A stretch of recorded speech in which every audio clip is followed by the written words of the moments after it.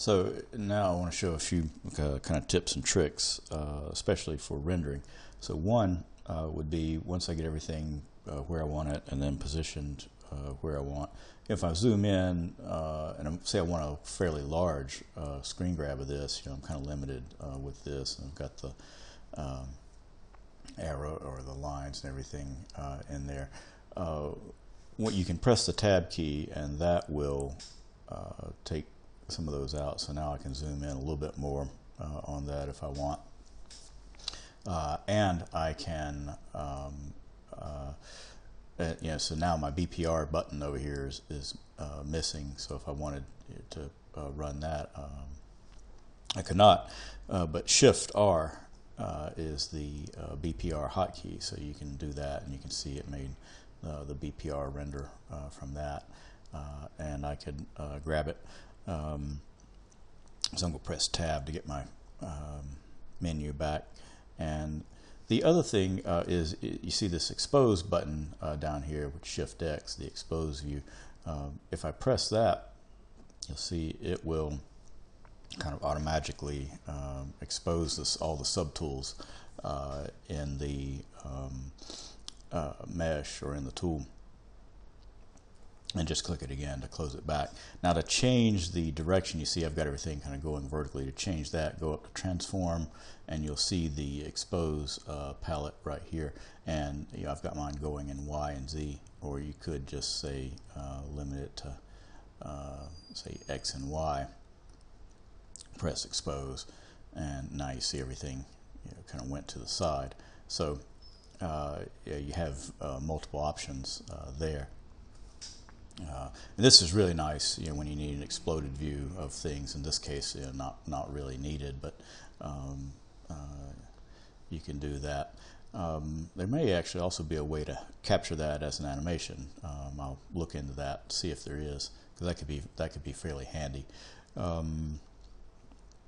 Let's see, was there anything else about transform? Oh, and it has a slider here, so if you only want to, I'm going to just switch back to Z on that. If say you only wanted to go, say 50%, oops, I need to be in Y and Z, say 50% of that, so that's, I really only need something about like that. That's how you could control that. Just be aware though that if you then pull that back and then start it again, it's going to go all the way back to 100%. So it's not a sticky setting. And then let's see, I'm going to turn off edit on this. One last thing, and clear the canvas. One thing you can do with alphas that's really cool, I learned this from Bad King, is you can actually make an alpha 3D fairly quickly. So we'll pull up my Lightbox here, and I've loaded in some alphas that I've found from the web. And let's see, let's find something. This looks pretty good.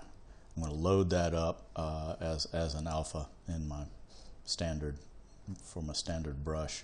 I'm going to turn my Lightbox off, and then I'm going to go over to alpha, and I'm going to look down here to the Make 3D button. I'm going to open that up, and in this case, I don't think I need quite that much res on it, so I'm going to set that to 256, and my depth here I think I am going to leave up on high. And then you can do whether it's double-sided or not, or how much smoothing it gets. I'm going to leave double-sided on, and then it's just a matter of clicking Make 3D, and you see it's going to run through the process, and then it pops this in as a tool over here. So you can just draw this out, and now you have it, and then go to edit, and now you can edit it. And see, this is how it makes it double-sided. It does that. If I had let's turn edit off, clear the canvas. If I'd come back to alpha, turned off double-sided, then to click Make 3D, now you'll see that oops, sorry, I had alpha off. So let's clear that. Let's get that last alpha that I had, and then alpha Make 3D double-sided off. Now I should be able to draw that out. go to edit mode, and yeah, it's like that. You'd have to do your own closing off on this. That's why I would, I'd probably make this thing double-sided and then kind of use my slice or trim brushes to cut that off. That way I'd have a kind of a back to it. Or if it didn't matter, you could push this down onto an existing mesh, and then probably through Dynamesh it in.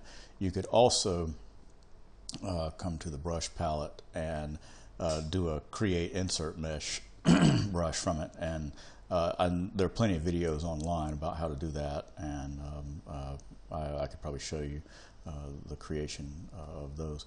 So again, being able to hit tab to give yourself a little bit more screen space, and use the expose tools and alpha make 3D. So hope those help.